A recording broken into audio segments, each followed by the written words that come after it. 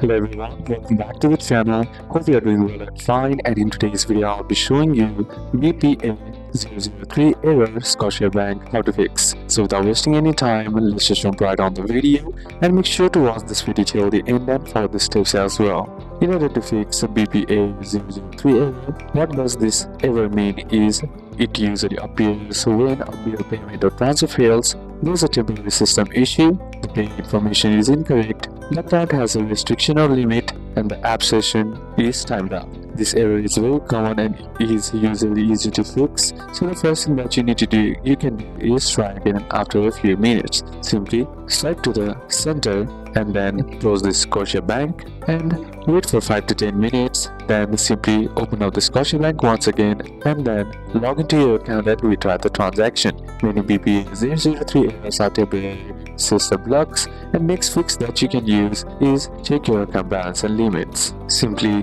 head over and open up your Scotiabank and log into your account, and then make sure you have enough available balance, you are not exceeding daily transfer limit, bill payment limit, and check this by tapping your checking account and then tapping on account details. Then next method that you can use is simply head over back and then open up your app store, then on the search bar type in Scotiabank. Then simply tap on the app and check to see if the app needs an update or not. Sometimes the old version also might be causing the issues that you are facing, since simply updating the app to the latest version will fix your issue. So these are a couple of steps that you can apply, and that's it for today's video guys. Hope this video was useful to you. Leave a like if it did, comment down any questions that you have, and see you soon on the next one.